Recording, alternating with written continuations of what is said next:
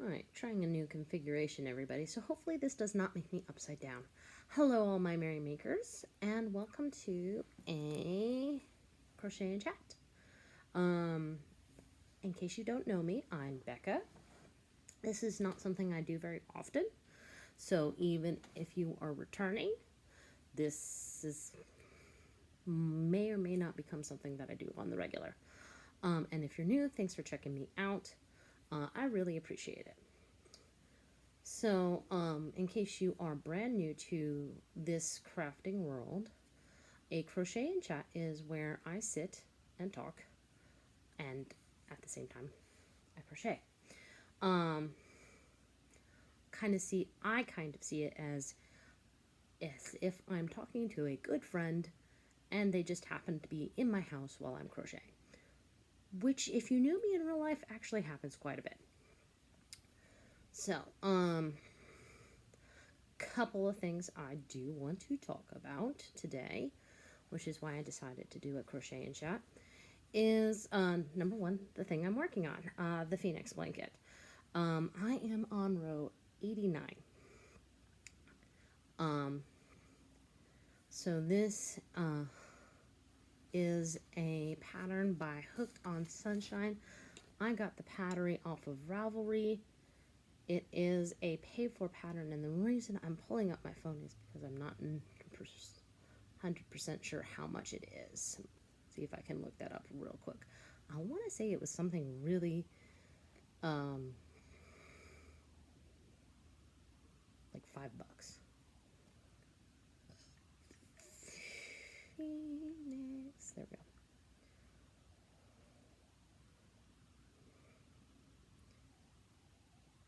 They've raised the price. It is now $6. And that's on Ravelry. I know some people don't like Ravelry, but there you go. And I can hear some of y'all saying, row 89. Yes, row 89. This thing is gigantic. I think it has a grand total of 108.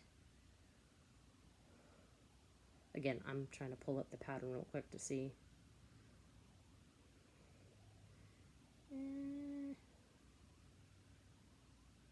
It is not going to let me, is it? Of course not, because my phone is on. Or I'm recording, is what I'm trying to say. I went a different way. So let's see. So without showing you the pattern, I can show you this though.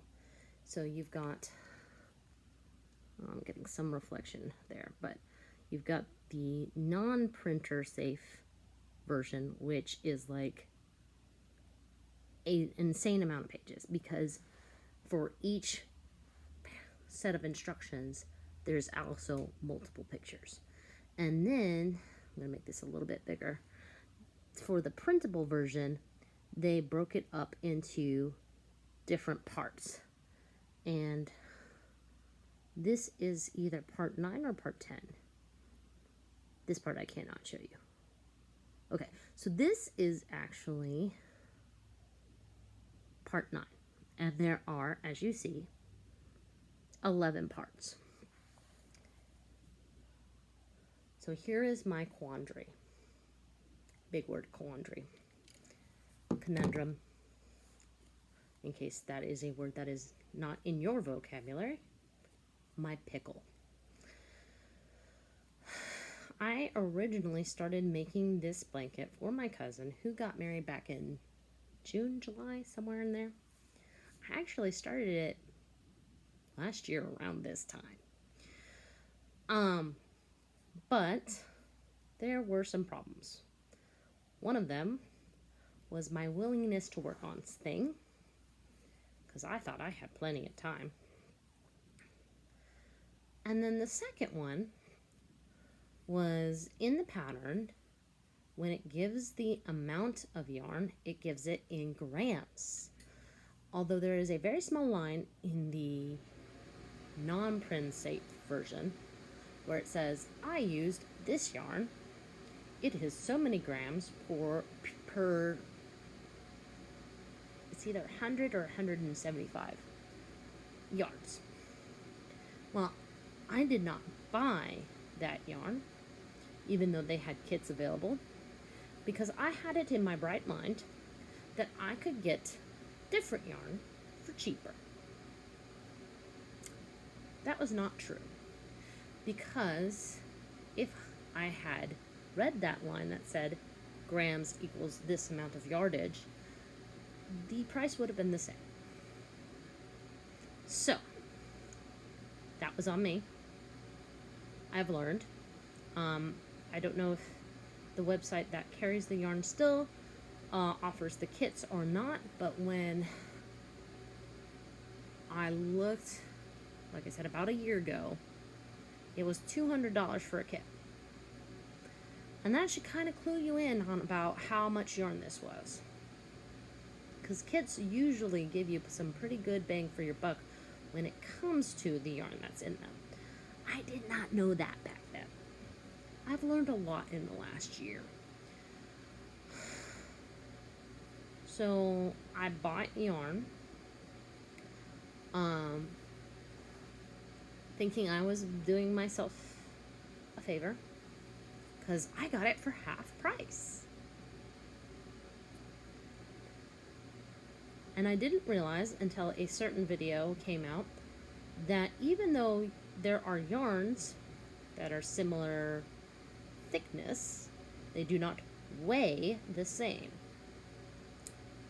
and therefore have different yardage. Bagaday did a whole video on it. If I can, I will at least link her channel. Not like a lot of us don't know who Bagaday is, but I digress. But I did not find that out until I had already bought more yarn for this project, at least, I want to say 2 or 3 more times. And that's after the time for her wedding had come and gone. And then I saw Bagaday's video, and then I did my own math, and I was like, well, no wonder. No wonder I don't have enough yarn for this. I bought half as much yarn as I needed to. I would have saved myself a whole lot of headache if I had just bought the kit. But, again, I don't know if they still sell the kits on the website for the yarn. I don't even know if the yarn that the original person used has been discontinued or not. I'm just telling my story of this blanket. So here I am trying to finish up row 89 of, like I said, what I think is 108. And not last week, but the week before, every Wednesday night I meet with a knitting group. And most of them are more experienced individuals than I. I think even the youngest one is old enough to be my mother. And I told them that I was still working on this. And I was told, with utmost confidence and sassiness that only some old women can muster, that I need to stop making this blanket. That since I'm not having fun making it anymore, and it's become such a weight on myself and my mental happiness, that I need to stop making this. And then, like, literally the next day, I was watching Sam from Mam for Minx. Again, I will link her as well. Again, I think most of us know her, but just in case. And she was talking about how unless you make a promise, and even then, if you're crocheting something and you're not getting any joy out of it, that you should, excuse me, I just ate lunch, that you should stop. And I was like, okay, it feels like there's a person out there that's higher than me that is telling me that I should stop. So I reached out to my cousin, who also is a crocheter, and said, look, I've been making this blanket for you, but I've kind of hit a wall. And I'm ready to be done.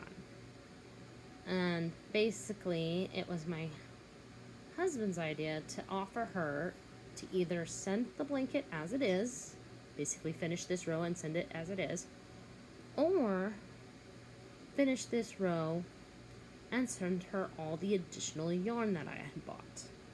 Because a lot of this yarn, it's past its return date, number one. Number two, he said, since she is also gifted in the crochet arts, she might enjoy having a hand in the Afghan.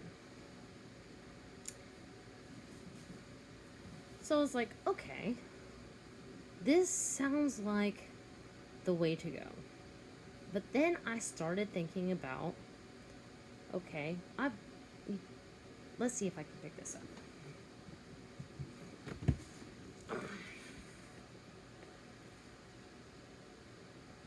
This box is basically full of yarn that I have bought for this blanket.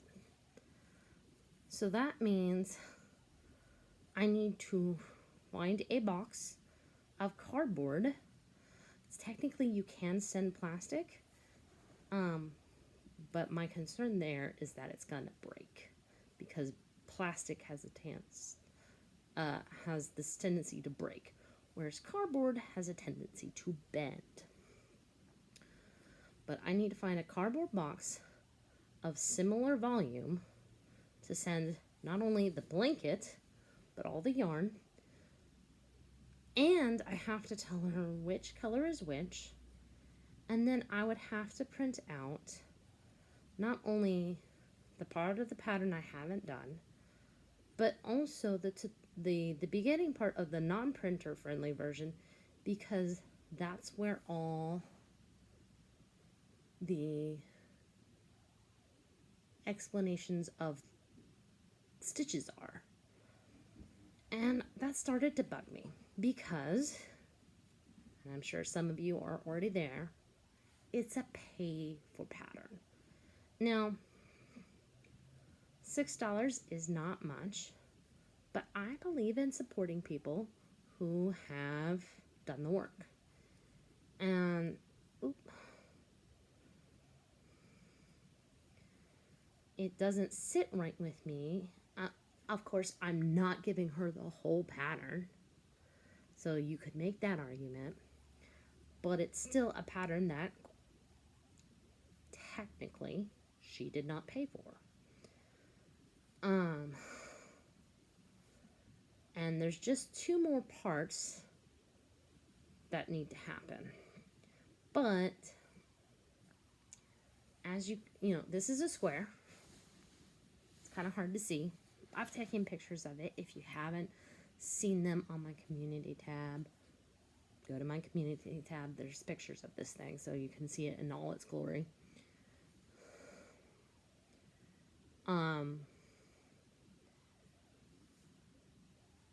What was I saying? It's square, so the more rows you put on it, the bigger it's going to get, so the longer it's going to take to complete a round. And I really want to get this done before Christmas. So, what would you do? I think some of you have picked up by now, I am a very conservative person. I have some conservative views, and not all of them are agreeable with a lot of other people, and I understand that, which is why I don't bring them up.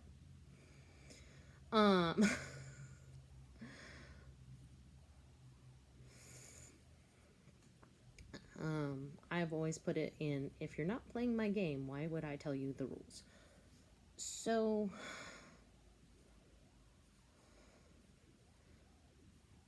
yeah, my conundrum is, okay, do I finish this row and send it as is, basically, with all the yarn and the pieces of the pattern she needs to finish it? Or do I put on my big girl panties and make this the only thing that I make for Christmas? Which means that I have to come up with Christmas gifts for all the people that I was going to make things for this year. Now, that includes my sister, who you guys know I've been making a purple version of the oolong tea shawl for. That includes my mom, who I've been knitting a shawl for. She's actually already let me know that if it means she doesn't get a Christmas present this year, that she's fine with that, as far as getting a made Christmas present this year. That if it means the Phoenix blanket is done and sent to my cousin, then she's fine with not getting a handmade Christmas gift this year. You know, and my sister doesn't know I'm making a shawl for her, so I could easily give her some high-end yarn, because she also she also crochets, and she would enjoy that.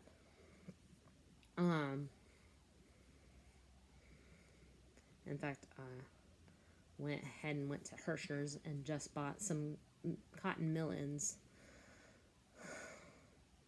because that, you know, they're nice. They make nice shawls. And if what comes I don't feel like goes with the purple yarn that I've already picked out, because my sister likes purple, then there's actually some other purple yarn that I'm willing to part with that I can give her. And then, like I said, if my mom's gift under the tree simply reads, I finished the Phoenix blanket and gave it to Christine, she'd be like, thank you, Jesus. This is all the Christmas I need.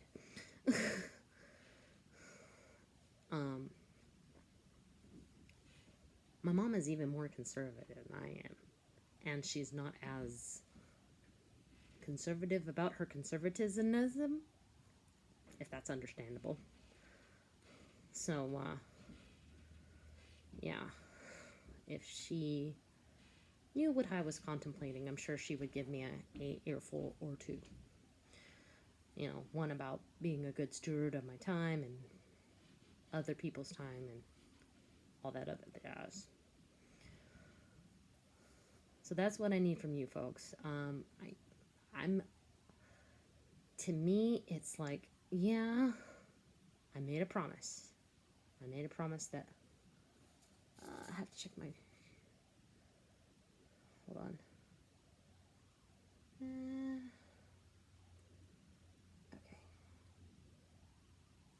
Okay. Sorry, I was double checking what I needed to do next.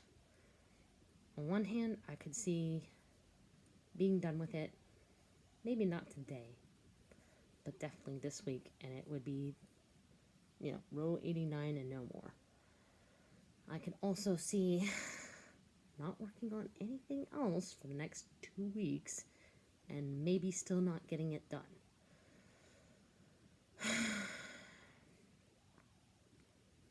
Because,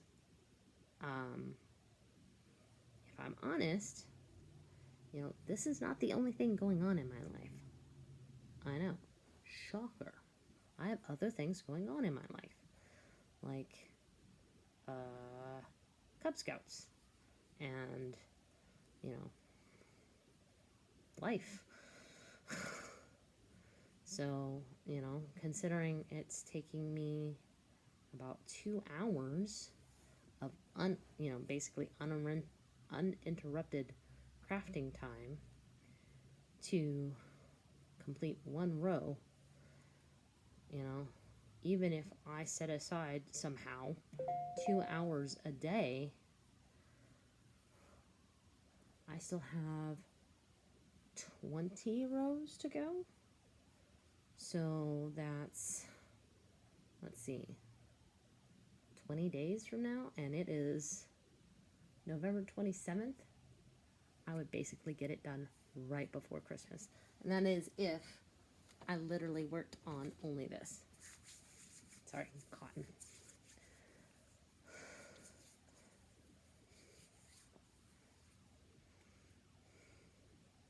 And there's also the added pressure of on tomorrow, me going into my knit group and them saying the week before last that when I came in this week that I'd better be saying, yes, I finished I finished the row I was on and I sent it on its merry little way, because yeah, they were like, yeah, no, you need to be done with that.